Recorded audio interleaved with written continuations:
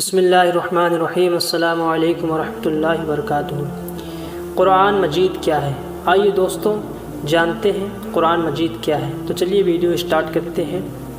قرآن مجید یہ اللہ کا کلام ہے، یا یوں سمجھ لو کہ اللہ کی باتیں ہیں جو اس نے اپنے پیارے نبی محمد رسول اللہ صلی اللہ علیہ وسلم پر حضرت جبریل علیہ السلام کے ذریعے سے بھیجی، تاکہ ہم کو معلوم ہو جائے کہ اللہ تعالیٰ کون ہے، دنیا میں کون کون سی باتیں کرنی چاہیے جن سے اللہ تعالیٰ خوش ہوتا ہے، اور کون سی باتیں چھوڑنی چاہیے جن سے اللہ تعالیٰ ناراض ہوتا ہے۔ مرنے کے بعد ہم کو قیامت کے روز دوبارہ زندہ کیا جائے گا، تاکہ جن سے اللہ تعالیٰ اور اس کے رسول صلی اللہ علیہ وسلم کے بتائے ہوئے اچھے کام کیے ہوں، اس کے بدلے اس کو جنت ملے، اور وہ وہاں ہمیشہ رہے، اور جو اس کا جی چاہے وہ اس کو ملے۔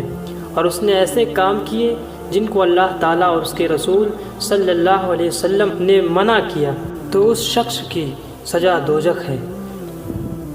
جس نے اللہ تعالیٰ کے ساتھ شرک کیا ہے اسے اللہ تعالیٰ معاف نہیں کرے گا۔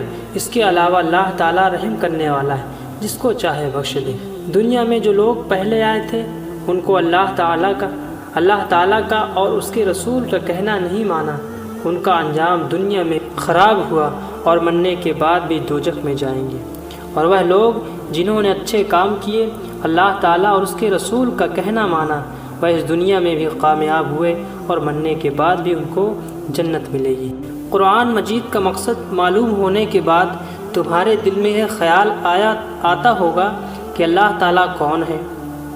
آئیے جانتے ہیں۔ اس کی ذات کا سمجھنا تو عقل کا کام نہیں ہے۔ اللہ تعالیٰ نے اپنے متعلق قرآن میں فرمایا ہے، اللہ تعالیٰ ایک ہے اور وہی عبادت کے قابل ہے۔ اس کی ذات میں اور اس کے کاموں میں کوئی شریک نہیں، نہ اس کی کوئی اولاد ہے نہ وہ کسی کی اولاد ہے۔ وہ آسمانوں اور زمینوں کا نور ہے، وہ ہمیشہ سے ہے اور ہمیشہ رہے گا۔ اس کو نہ نیند آتی ہے نہ اونگ۔ آسمانوں اور زمین میں جو کچھ ہے سب اسی نے پیدا کیا ہے۔ بغیر اس کی مرضی کے کوئی اس کے سامنے کسی کی سفارش بھی نہیں کر سکتا ہے۔ جو کچھ ہونے والا ہے اور جو کچھ ہو چکا ہے سب اس کو معلوم ہے۔ آسمانوں اور زمین میں کوئی چیز ایسی نہیں ہے جو اس کے علم میں نہ ہو، وہ اس کا انتظام کرنے میں تھکتا نہیں۔ آسمانوں اور زمین میں جو چیز ہے وہ اس کی تعریف اور باقی بیان کرتی ہے۔ وہی پیدا کرتا ہے، وہی موت دیتا ہے، وہی موت کے بعد قیامت کے دن پھر زندہ کرے گا۔ اللہ تعالیٰ سب کچھ کر سکتا ہے، اس کی مرضی کے بغیر کوئی کچھ نہیں کر سکتا۔ جہاں کہیں ہم ہوتے ہیں وہ ہمارے ساتھ ہوتا ہے، وہ ہمارے دلوں کی بات بھی جانتا ہے۔ وہی سب کو رزق دیتا ہے، جس کو چاہے تھوڑا، جسے چاہے بے حساب، اور اس کے اختیار میں ہے جسے چاہے سلطنت دے، جس کی چاہے سلطنت چھین لے، جسے چاہے عزت دے، جسے چاہے ذلت۔ دین و دنیا کی سب بھلائیاں اسی کے ہاتھ میں ہیں۔ وہی اولاد دیتا ہے، جسے چاہے بیٹے دے اور جسے چاہے بیٹیاں دے، جسے چاہے دونوں اور جسے چاہے کچھ نہ دے۔ وہ کسی کو بھلائی دینا چاہے تو کوئی اس کو بدل نہیں سکتا، اور جو تکلیف کا مستحق ہوتا ہے اسے بدلنے والا بھی کوئی نہیں۔ اسی نے آسمان، سورج، چاند، تارے، زمین اور ان کے درمیان جو کچھ ہے سب کو ہماری خدمت پر لگا دیا ہے۔ اسی نے ہماری اچھی اچھی صورتیں بنا دی۔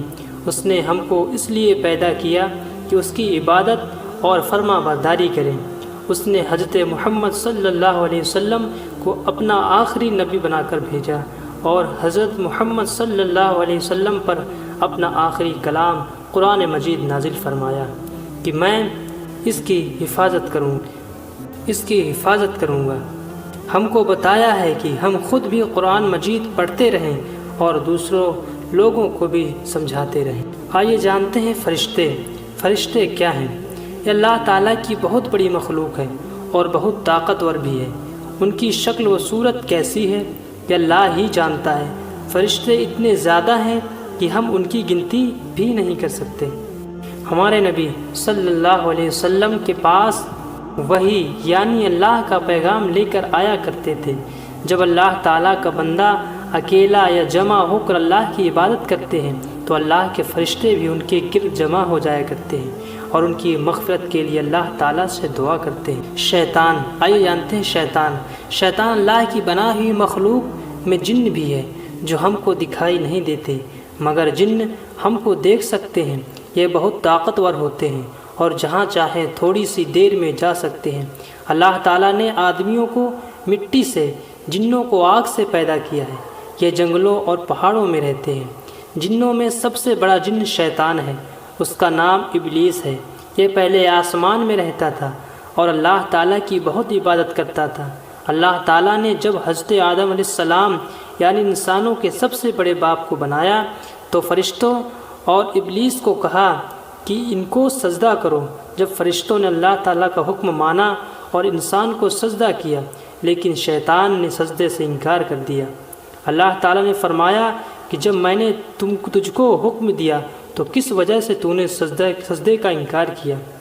شیطان نے کہا، میں اس سے اچھا ہوں، مجھ کو آپ نے آگ سے بنایا ہے اور اسے مٹی سے بنایا ہے۔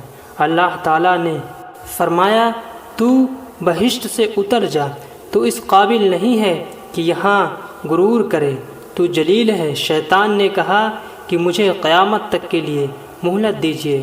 اللہ تعالیٰ نے فرمایا کہ جا، مہلت دی جاتی ہے۔ شیطان نے پھر کہا، مجھے تو آپ نے ملعون کیا ہے، میں بھی ان کو سیدھے راستے سے بہکاؤں گا، ان کے آگے سے اور پیچھے سے، ان کے دائیں سے اور بائیں سے۔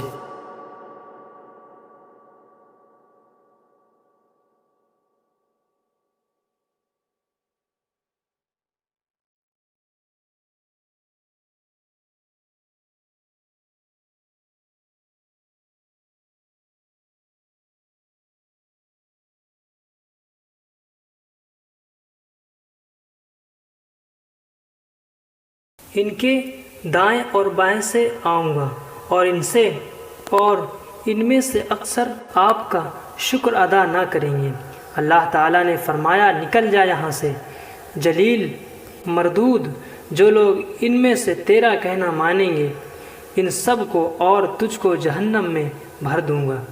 بچوں، دوستوں، اس وقت سے شیطان ہم سب کا دشمن ہے اور چاہتا ہے کہ ہم اللہ تعالیٰ کی عبادت نہ کریں، دنیا میں رہ کر اچھے کام نہ کریں، نمازیں نہ پڑھیں، ماں باپ کا کہنا نہ مانیں، جھوٹ بولیں، چوری کریں، کمزوروں کو ستائیں اور پریشان کریں، کسی کی مدد نہ کریں، تاکہ اللہ تعالیٰ سے جو بات اس نے کہی ہے وہ اس کو پورا کر دکھائے۔ اگر ہم شیطان کے کہنے میں آ گئے تو اللہ تعالیٰ نے بھی شیطان سے جو وعدہ کیا ہے وہ اس کو پورا کریں گے، یعنی شیطان کو اور جو اس کا کہنا مانیں گے سب کو جہنم میں بھر دے گی۔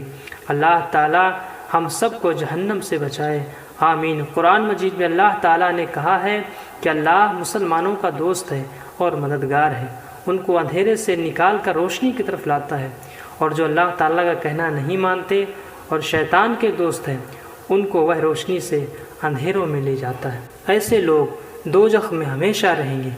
تو دوستوں، ویڈیو اچھی لگی تو لائک کریں۔